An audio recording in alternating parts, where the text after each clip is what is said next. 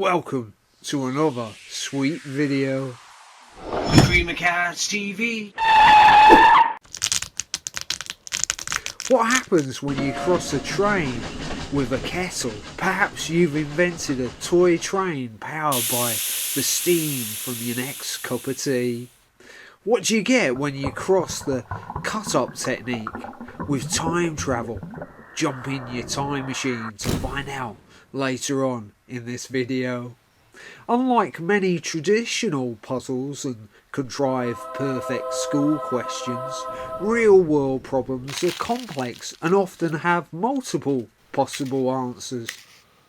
There are more ways you can recombine a standard deck of playing cards than there are stars in the sky.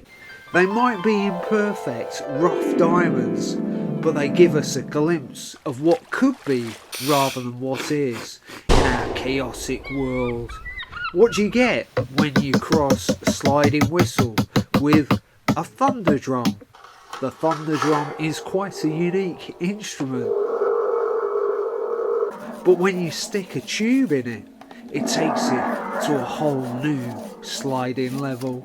David Bowie famously cut out words and phrases from magazines and diary entries, dropped them into a pewter tankard from a pub that burnt down in 1906.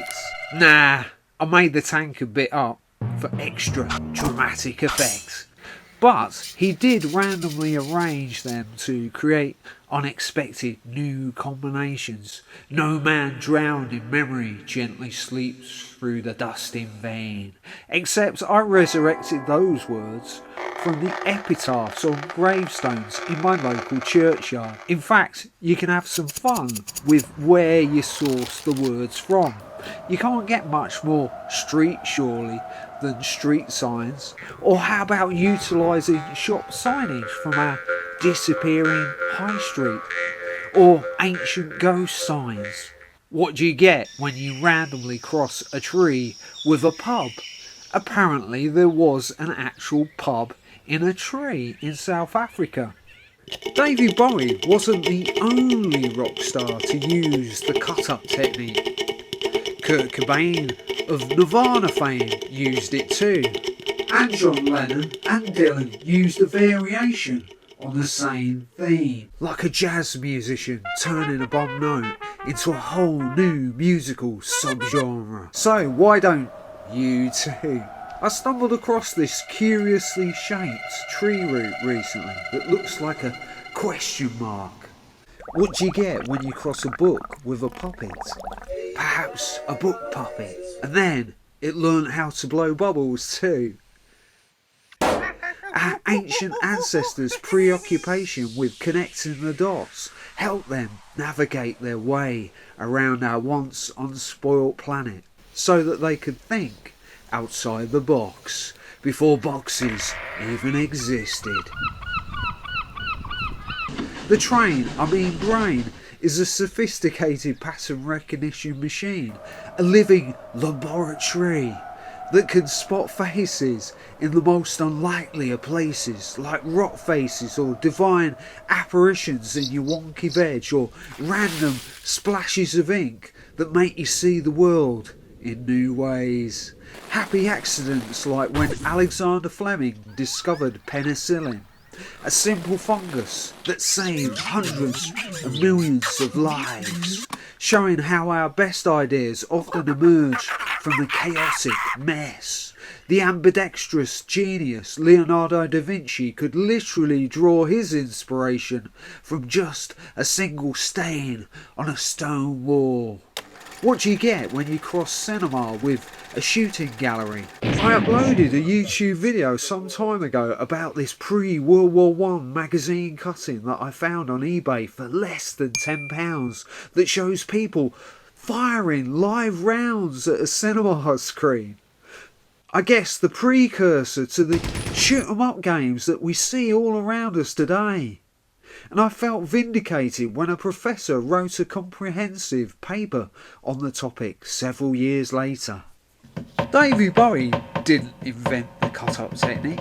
In the true spirit of the process, he borrowed the idea like a library book from the writer William Burroughs, who in turn was inspired by Brian Gyson, who incidentally developed none other than the Dream Machine, which reminds me of the console from the Doctor Who TARDIS, or a crystal ball, or a kaleidoscopic sweet jar with hidden chocolate wonders to devour on a cold winter's day. What does this secret message say? I thought that sweet wrapper would come in handy one day. It's good to see things in a different light. But Brian Gyson wasn't even the first person to dream up the idea of cut-ups. Dadaist Tristan Tzara described something very similar decades before. But it doesn't take a giant leap of imagination to realise that some imaginative 19th century child probably unwittingly stumbled across the technique when rearranging their Victorian scrapbook. So what does this accidental word combination conjure up in your mind's eye? It's amazing how everyday events like seeing a random number and a shopping receipt can trigger a cascade of memories. 1903, I'm sure that was a special year. And look what I found in my change, a 1967 penny. What seminal album came out in that year? And the year 1610 was about the time when tea really took off in Europe. I guess I've answered what you get when you cross animation with postcards. It's amazing what you can do with bus tickets. I was on a bus to Margate one day, writing on a notepad when I accidentally wrote across the dog ear. Ding!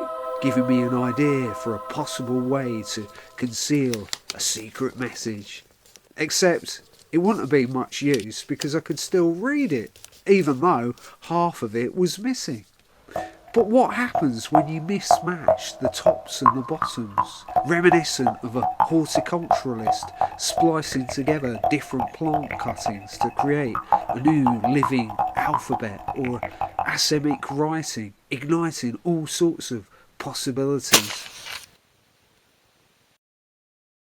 In fact, the future is just a recombination of elements from the past,